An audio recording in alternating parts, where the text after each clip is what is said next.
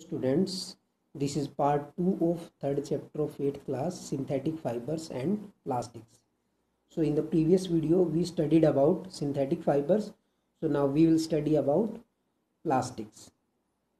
So let's start. तो ये topics हैं जो हमें कवर करने हैं इस वीडियो में. हम पढ़ेंगे properties of plastic, advantages of plastic, disadvantage of plastics, types of plastic के बारे में हम स्टडी करेंगे, प्लास्टिक एंड एनवायरनमेंट के बारे में हम स्टडी करेंगे, और प्लास्टिक से होने वाले पोल्यूशन से आप कैसे प्रिवेंट कर सकते हो वो भी हम स्टडी करेंगे. तो सबसे पहले हम देखते हैं प्लास्टिक टर्म आया कहाँ से है. तो ये दो लैंग्वेज से, लैटिन लैंग्वेज से प्लास्टिकस और ग्रीक लैंग्वेज से प्लास्टिकोज लिया गया है. लैटिन में इसका मीनिंग होता है कैपेबल ऑफ मोल्डिंग, और प्लास्टिकोज का ग्रीक मीनिंग होता है फिट फॉर मोल्डिंग, क्योंकि आप इसको मोल्ड करते रहते हो प्लास्टिक को. एंड प्लास्टिक है क्या, these are the organic polymers. इसके जो सोर्सेज है वो सिंथेटिक भी या नेचुरल दोनों हो सकते हैं.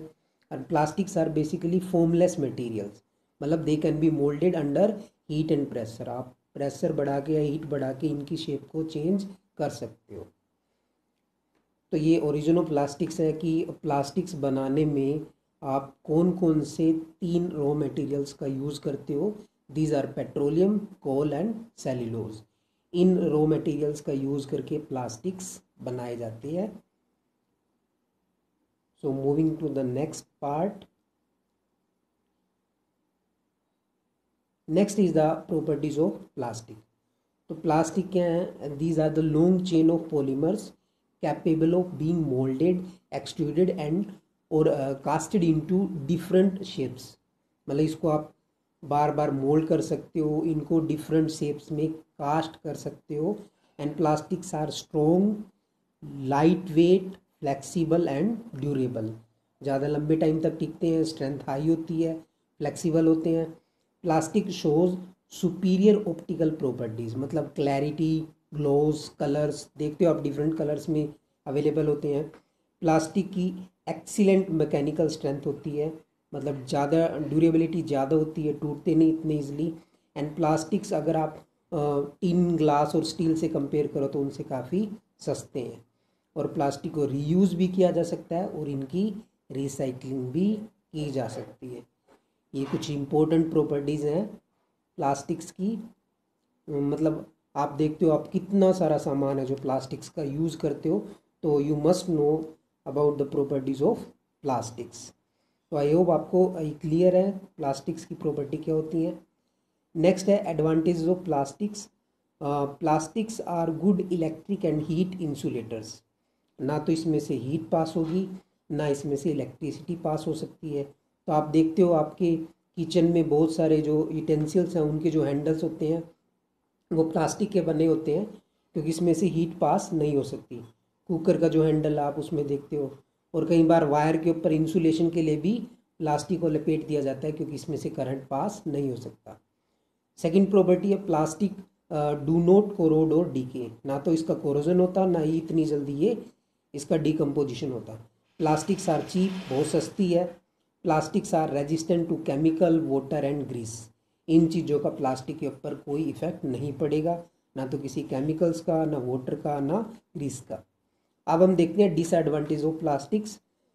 सबसे बड़ा डिसएडवांटेज प्लास्टिक का यही है कि प्लास्टिक इज़ नॉन बायोडिग्रेडेबल, या मतलब डिग्रेड भी होगी तो बहुत ही स्लोली होगी, इसको डिग्रेड होने में कई साल लग जाएंगे. तो यही सबसे बड़ा डिसएडवांटेज है जिसकी वजह से एनवायरनमेंट में पोल्यूशन बढ़ता है.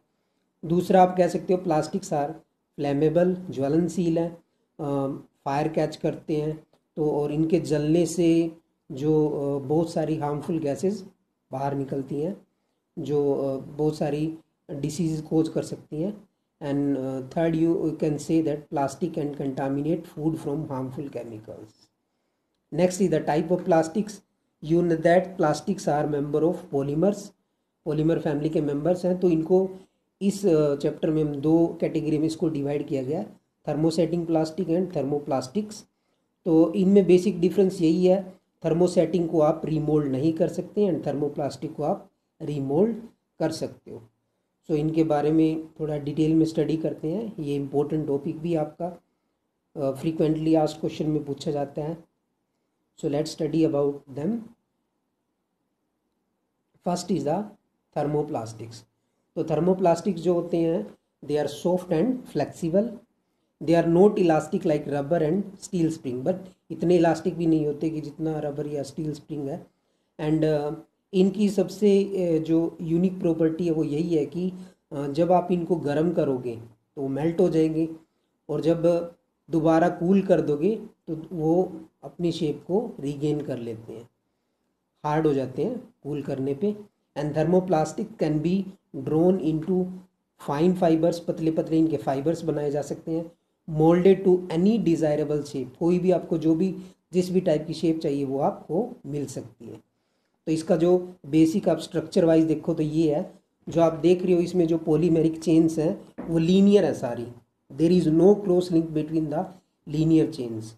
ये प्रॉपर्टी सिमिलर वैसी है जैसे आप प्रोसेसिंग में देखो कि आपको बताया गया था कि अगर आप हीट करोगे तो मेल्ट हो जाएंगे, मतलब लिक्विफाई हो जाएंगे, और कूल करोगे तो हार्ड हो जाएंगे, सॉलिडिफाइड हो जाएंगे।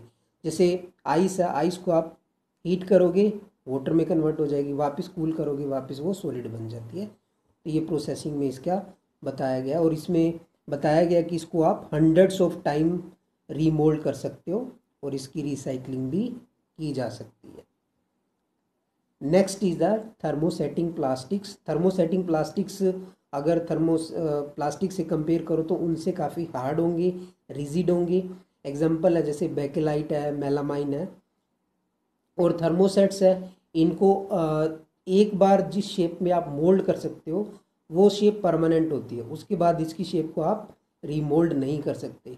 जैसे थर्मोप्लास्टिक में था कि आप हीट कर देते हो उसको, जब वो मेल्ट हो जाएगा तो उसको दूसरी शेप दे दो, वो हार्ड हो जाएगा। लेकिन थर्मो सेटिंग में ऐसा नहीं होता, इसमें एक ही बार मोल्डिंग होगी। You can not remould thermosetting plastics. तो कलर में डार्क होंगे, हार्ड होंगे, resistant to heat and electricity. Electricity भी नहीं पास होगी, हीट भी नहीं पास होगी।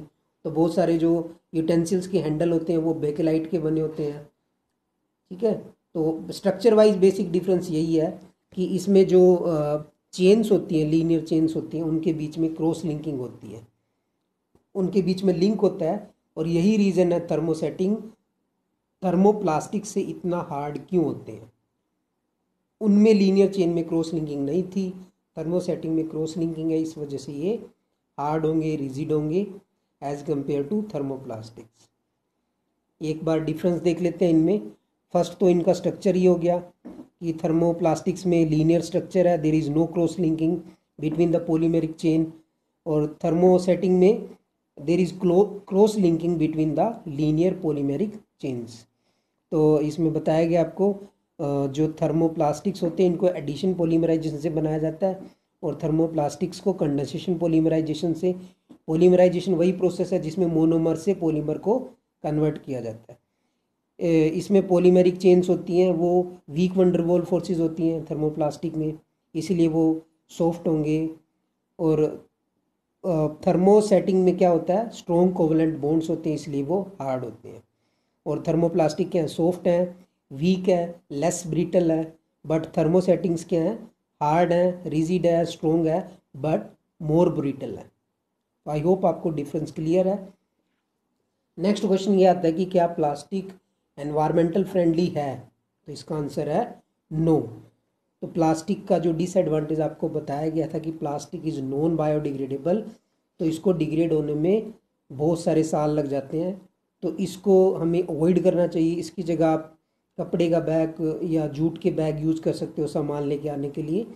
और प्लास्टिक बैग को, मतलब जो पॉलीथीन होती है उसको फेंकना नहीं चाहिए, उसको आप रीयूज़ कर सकते हो या उसकी रिसाइकलिंग कर सकते हो। तो ये आपने लोअर क्लासेस में पढ़ा भी होगा कि प्लास्टिक की वजह से कितना पोल्यूशन होता है। कोई गाय या कोई मतलब वो खा लेती है, उसकी डेथ हो जाती है। जो वाटर पोल्यूशन कितना हो जाता है, एक्वेटिक एनिमल्स की डेथ हो जाती है। तो इसकी वजह से कितना हमारे एनवायरनमेंट को नुकसान होता है, ये आपने सभी को पता है, आप जूनियर क्लासेस से ये पढ़ते आ रहे हो। तो अगर आपको ये प्लास्टिक से होने वाला जो पोल्यूशन है अगर इसको प्रिवेंट करना है तो आप क्या क्या कर सकते हो। तो यहाँ पे आपको 5 आवर्स रूल बताए गए हैं। 3 आवर्स रूल जो आप पढ़ते थे इसको 5 आवर्स में कन्वर्ट कर दिया गया है। First is the refuse. Refuse मतलब सिंगल यूज़ प्लास्टिक को बिल्कुल आपने मना कर देना है, बैन कर देना है। आपको ही पता है लास्ट सेशन में सिंगल यूज़ प्लास्टिक के बैन के लिए आपकी कितनी एक्टिविटीज़ हुई थी, तो आपने मना करना है।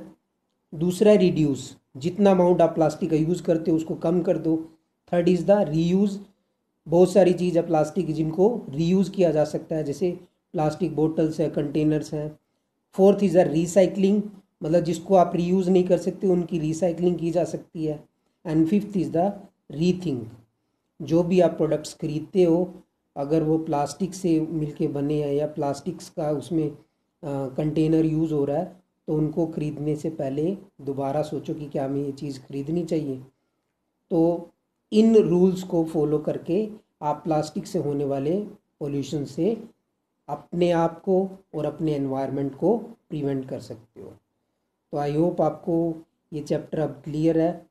If you have any doubt you can ask without any hesitation. You can complete your exercise now. Thank you.